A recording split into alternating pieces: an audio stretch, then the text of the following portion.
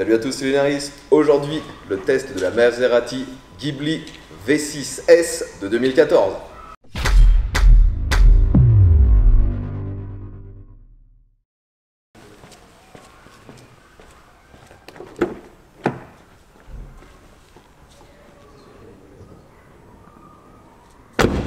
Les amis, aujourd'hui, vous l'aurez compris, un test encore exceptionnel.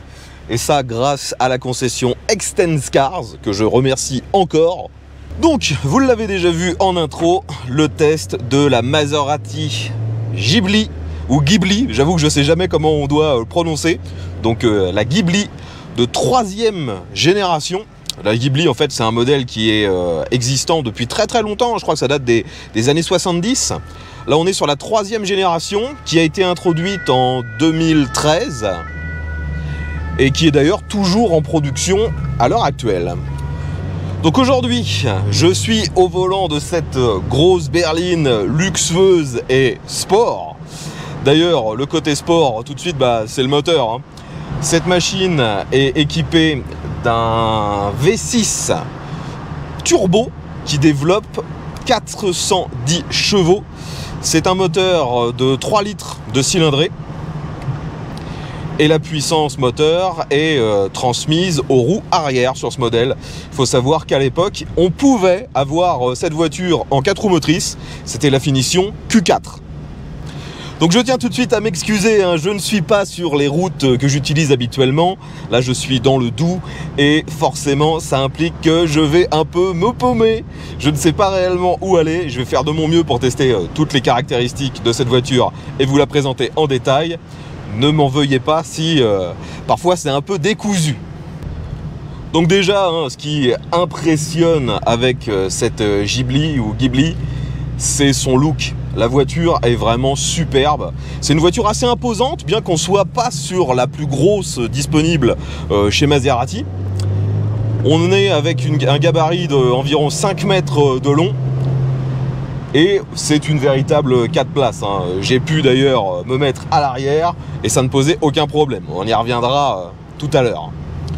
Donc déjà, la très bonne première impression avec cette voiture, au-delà de son look qui impressionne, c'est une fois à l'intérieur, on ressent instantanément cet esprit luxe. L'intérieur est juste sublime.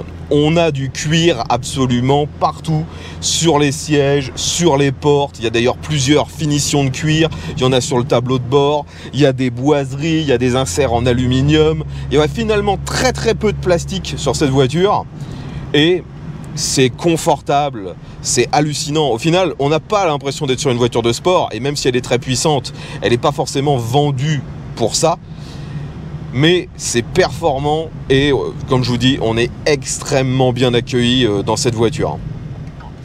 On a des sièges qui ne sont pas forcément très baqués, on n'est pas non plus complètement bloqué dans le siège. On est par contre avec un très bon niveau de confort. Les sièges, vous voyez, sont dans un cuir blanc. Bien sûr, ceux-ci sont réglables dans tous les sens et bien sûr électriquement.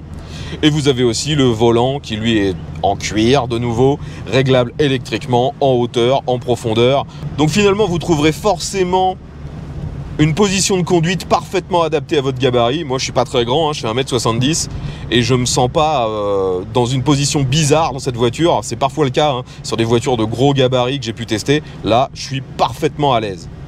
Et d'ailleurs là je me balade tranquillement en ville. La voiture est aussi très facile à prendre en main. À bas régime, elle fait très peu de bruit actuellement. Il faut savoir que sur ce modèle, vous avez la possibilité, si vous le désirez, d'ouvrir des clapets à l'échappement. Là, les clapets sont fermés et le V6 est vraiment très calme. Le peu de bruit qu'on entend, c'est une jolie petite sonorité, un tout petit peu rauque. Et ce n'est pas agressif ni trop bruyant pour ceux qui nous entourent. Mais vous me connaissez, j'aime un peu faire du bruit avec ce genre de V6. Donc je vais tout de suite passer en mode sport. Et le bruit est instantanément beaucoup plus rauque. De toute façon, je l'ai enregistré à l'arrêt. Je vous le fais entendre ça tout de suite.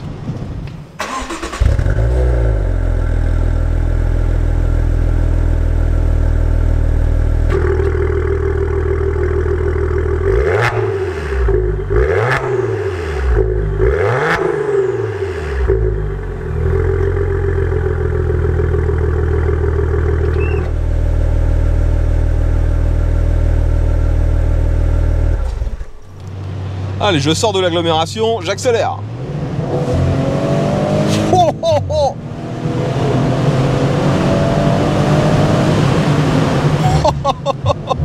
C'est une fusée.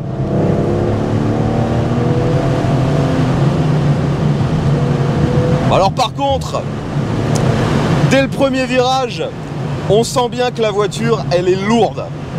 Elle est donnée pour un petit peu moins d'une tonne 9. Et franchement, c'est le souci, quoi.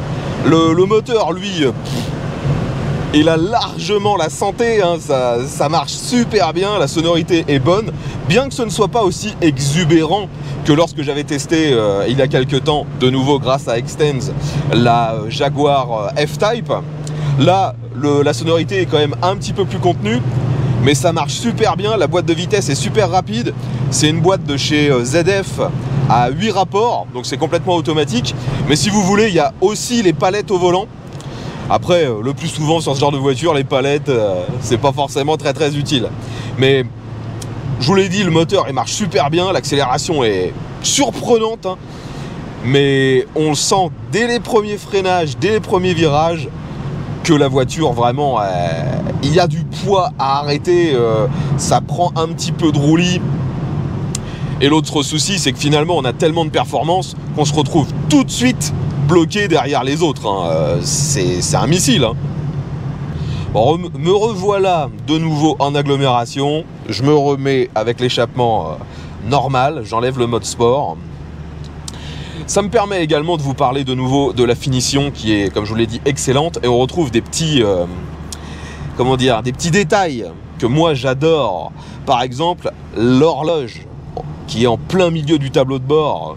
Elle est magnifique, elle est siglée bien sûr avec le trident de Maserati. D'ailleurs, ce trident est présent un peu partout sur la voiture, hein. Il est sur déjà toutes les vitres, il est en très gros sur la calandre, sur l'emblème, sur le capot. Enfin, vous en avez un peu partout et j'adore ce logo, il est vraiment hyper joli. Par contre, il y a assez peu de références au modèle. Quand vous regardez la voiture de l'extérieur, vous ne savez pas de quel modèle il s'agit. Vous savez que c'est une Maserati, ça vous pouvez pas passer à côté. Par contre, le fait qu'il s'agisse d'une Ghibli, c'est indiqué à l'intérieur, ici sous l'écran, c'est indiqué sur les tapis, mais j'ai pas trouvé beaucoup d'inscriptions. D'ailleurs, je me demande si c'est pas pour entretenir le mystère, parce que cette voiture est quand même esthétiquement très proche de sa grande sœur, la Quattroporte. Alors ici, j'arrive sur un Dodan, voyons comment ça se comporte. Donc je redescends bien sûr à 30 km/h. C'est très mou au niveau de la suspension, c'est très typé confort. La voiture est un peu basse, mais elle n'est pas non plus rabaissée à mort comme sur certaines voitures vraiment de sport. Donc finalement, il n'y a pas de grosses difficultés. Il faut juste ralentir quand même, parce que c'est une voiture assez longue, qui a des gros porte-à-faux. Il serait quand même relativement aisé de venir toucher les pare-chocs sur le sol.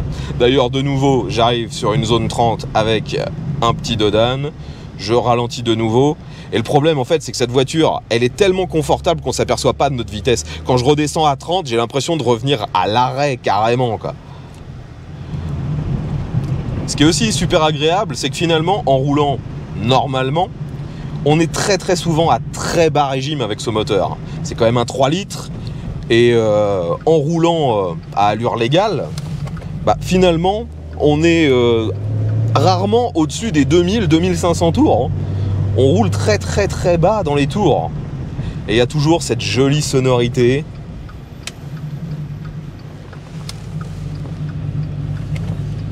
Bon, alors par contre, la prise d'info dans cette voiture, c'est pas le top du top. Il y a quand même pas mal d'angles morts. Les montants sont relativement gros, que ce soit devant, même le long des portes et derrière. Donc il y a beaucoup d'angles morts. Les vitres sont aussi relativement étroites. Donc prendre les infos demande à ce qu'on soit quand même assez vigilant. Surtout que la voiture, comme je l'ai déjà dit, c'est pas un petit gabarit, elle fait quand même 5 mètres de long. Donc vous avez aussi pas mal de place à l'arrière dans le coffre. Et c'est un vrai coffre, ce n'est pas un haillon. Celui-ci est très profond. Vous avez à l'intérieur des outils qui sont fournis par Maserati, ça m'a fait un peu sourire. Vous avez des ampoules, vous avez un triangle, une trousse de secours, tout ça siglé Maserati. C'est le genre de choses qu'on voit assez souvent sur les véhicules de luxe, c'est très sympa. Et en dessous du plancher, vous avez également une roue de secours. Enfin, il n'y a vraiment aucun problème à l'utilisation, c'est super logeable au niveau du coffre. Bon, je suis de nouveau hors agglo, je me remets en mode sport. Oh là là, mais j'ose à peine accélérer tellement ça a une patate. Et le freinage, les amis, il est limite violent. Franchement, quand je freine fort, la bagnole, elle s'arrête quasi net. Et en plus, le freinage, on sent qu'il y a une assistance. Parfois, je mets pas tant de force que ça dessus et ça freine plus que ce que je voudrais.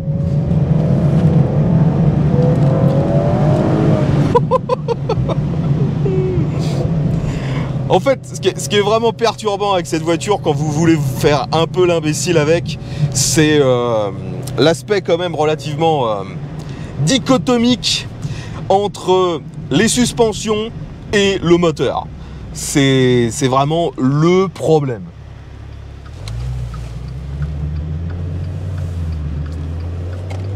Vous avez d'un côté des suspensions extrêmement cool, et de l'autre côté un moteur qui lui est une furie. Donc comme je le disais, c'est performant, c'est agréable, et ça peu importe à quel régime, hein. On s'amuse aussi bien sûr quand on veut rouler fort, mais on n'est pas obligé avec cette voiture. Là vous voyez, j'ai enlevé le mode sport, j'accélère, j'ai failli taper une buse. Allez, je réaccélère un peu, tout de suite la voiture elle part, là elle fait pas trop de bruit parce que je suis en mode normal.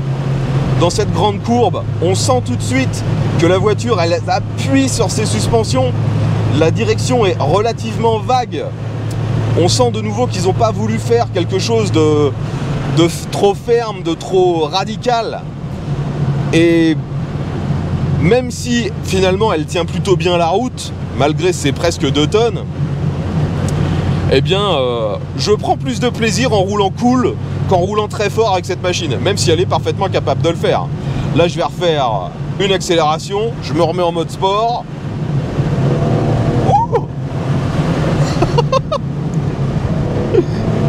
J'ai cru que j'allais être satellisé dans la voiture qui est devant moi. Une dinguerie. Clairement une dinguerie. Après, si vous achetez cette voiture pour vous faire conduire avec un chauffeur, je suis pas convaincu en fait que le mode sport vous sera très très utile. Vous allez plutôt profiter du confort, rouler cool, avoir cette jolie mélodie. Et finalement, là, on est sur un V6 finition S, donc 410 chevaux. C'est déjà limite trop. Je sais qu'elle a existé, et qu'elle existe encore d'ailleurs, en V8. Est-ce qu'il y a réellement un intérêt à avoir encore plus performant, franchement? Bon, tout à l'heure, on parlait des rangements. Je vous ai dit qu'il y avait un très grand coffre. Après, on a aussi quelques rangements à l'intérieur, même si finalement, ils ne sont pas si grands que ça. On a bien sûr des vides-poches dans chaque porte. Ceux-ci sont assez petits et pas forcément très accessibles vu leur forme. Vous avez une boîte à gants standard. Elle n'est ni trop petite ni trop grande, mais elle n'est pas réfrigérée. Vous avez aussi dans la console centrale des petits rangements. D'ailleurs, console centrale qui est en bois, une très jolie boiserie. Vous avez des porte-gobelets, on a des prises 12 volts et aussi USB. Vous avez aussi ce deuxième niveau de porte-gobelet juste ici. Donc vous l'aurez compris, il y a de la place, mais c'est pas non plus gigantesque par rapport à la taille de la voiture. Comme je vous le disais en début de test, j'ai bien sûr essayé de me mettre à l'arrière, peut-être la meilleure place dans cette voiture. Je vous donne mon ressenti. Les amis, me voilà maintenant aux places arrière. Et clairement, dans ce genre de voiture, c'est pas des places qui sont négligées. On est tout de suite très très bien installé. On a déjà cette sellerie, hein. Au niveau de la finition, c'est la même chose devant que derrière, même couleur, même texture, même matière. Et dès qu'on s'installe, on est dans un cocon ça nous englobe un peu, on bouge plus, on est très très bien, les matériaux sont super agréables au toucher, enfin, on est dans une voiture de luxe, ça se sent instantanément. De plus, je le répète, on a cette finition qui se prolonge, y compris au niveau du toit, ça rapporte un petit peu de luminosité, et heureusement, car avec cette voiture, vous voyez, les vitres sont teintées, il y a globalement assez peu de lumière à cause de ça, mais ça ressort un peu plus avec la couleur des sièges. Si l'intérieur avait été noir, je pense qu'on aurait eu l'impression d'être en pleine nuit en permanence. Sinon, en termes d'accessoires et de gadgets qu'il peut y avoir à l'arrière, c'est finalement assez surprenant qu'il y en ait si peu. On est très bien installé, comme je vous l'ai dit. Au niveau des rangements, on a un petit filet dans chaque siège ici. On a accès à une ventilation, mais il n'y a pas de contrôle de clim. On a ici de l'éclairage, possibilité de basculer la coudoir centrale pour avoir ici 2 porte-gobelets. On a également un rangement avec prise 12 volts et prise USB, donc jusque là on est quand même pas trop mal. La finition est toujours au top, mais ça manque de fantaisie, de petits gadgets. C'est une voiture, on va dire, relativement classique. Là je suis de nouveau en agglo, je cruise tranquillement à 50, je suis à 2800 tours, joli petit ronron. Bon, la voiture m'annonce quand même que là je consomme dans les 20 litres au 100 en moyenne. En même temps, c'est les accélérations qui font ça. Là, je suis sorti de l'agglomération, je réaccélère. Oh putain!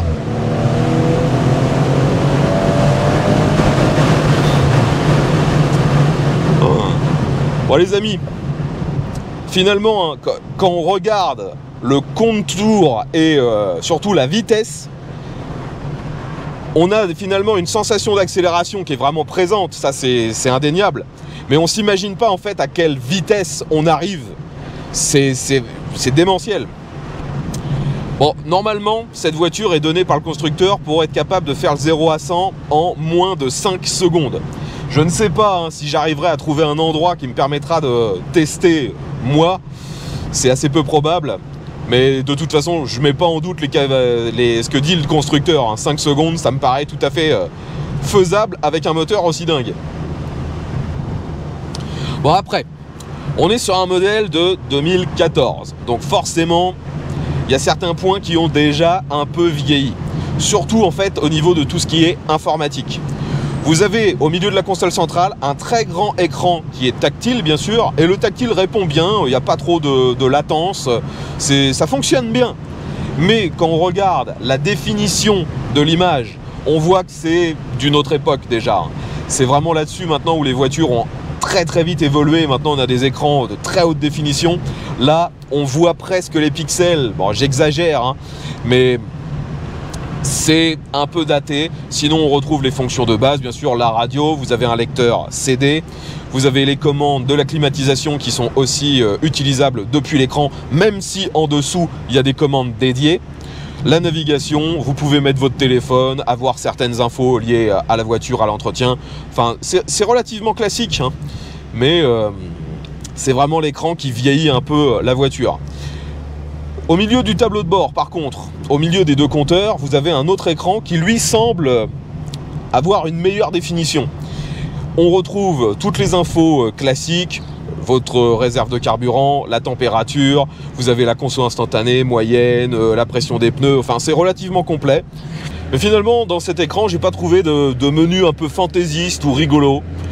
On sent que cette voiture, elle est quand même relativement sérieuse. Hein. Chez Maserati, c'est pas le fun pour le fun, quoi. Après, vous pouvez voir que cette voiture est équipée actuellement d'un toit ouvrant vitré. Donc là, je l'ai fermé et j'ai mis la clim à fond, tout simplement parce que, bien qu'on ne soit pas encore en été, ma caméra, vu qu'elle est sous le pare-brise, elle a tendance à surchauffer très vite. Donc, j'espère que vous n'entendez pas trop la clim. À savoir donc que ce toit ouvrant vitré apporte quand même beaucoup de luminosité à l'intérieur. Si nécessaire, vous pouvez l'occulter, hein. Il n'y a pas de problème avec ça. Vous pouvez aussi l'entrebâiller ou l'ouvrir complètement. Le ciel de toit, vous le voyez, il est dans la même couleur un peu beige que le reste de la sellerie. Et ce ciel de toit, il a un toucher absolument génial. Il doit être en cuir retourné. C'est aussi doux que de l'Alcantara ou du velours.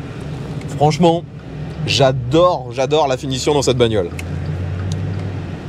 Bon, après, forcément, avoir une voiture de ce poids et avec un moteur de ce genre, ça implique une consommation relativement élevée. Alors la consommation moyenne pour ce moteur est donnée aux alentours des 12 litres au 100. Mais il faut garder en tête que 12 litres au 100, c'est ce que vous ferez quand vous roulez vraiment cool. Si vous essayez ne serait-ce qu'exploiter un petit peu les perfs de ce moteur, et Dieu sait qui vous donne envie de taper dedans, eh bien vous allez tout de suite monter à 15-20 litres au 100. C'est une grosse voiture performante, hein, faut pas s'attendre à autre chose. Hein. Enfin, si je devais résumer cette voiture, c'est luxe, calme et volupté. Franchement, c'est hyper génial cette bagnole. On a une voiture magnifique, super agréable à conduire, performante quand c'est nécessaire. Je le redis, le seul moment où c'est un peu limite, c'est quand on veut vraiment pousser cette voiture, pousser son moteur. Là, elle est trop lourde et les suspensions ne sont pas du tout adaptées. Ça, je le redis, c'est quand même le point noir sur ce modèle. Après, bien sûr, voiture de luxe oblige, c'est une voiture qui coûte relativement cher et même encore aujourd'hui d'occasion. Là, cette voiture est actuellement en vente chez Extens Cars et ils la vendent 55 000 €. À savoir que ce modèle existe toujours en neuf, la Ghibli 3, sauf qu'il y a eu un restylage en 2017, je crois. Actuellement, cette voiture est à partir de 100 000 €. Et maintenant, sur la finition la plus basse, ce n'est plus un V6, c'est un 4 cylindres. Enfin voilà les amis, je pense vous avoir tout dit concernant cette Ghibli de 2014, le modèle V6S.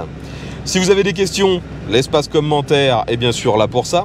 Si vous avez déjà essayé cette voiture ou si vous en possédez une, peu importe la finition, n'hésitez pas à nous donner votre retour d'expérience, ce sera grandement apprécié. De mon côté, je remercie encore le garage Extens Cars de m'avoir prêté cette voiture exceptionnelle. N'hésitez pas à aller leur rendre visite si vous êtes du côté de Sochaux. J'espère que vous aurez apprécié ce test. Si c'est le cas, n'oubliez pas de mettre un petit pouce vers le haut, de partager la vidéo sur les différents réseaux sociaux. Abonnez-vous vu qu'il y aura forcément d'autres contenus de ce genre. Je vous dis à bientôt et vive à tous.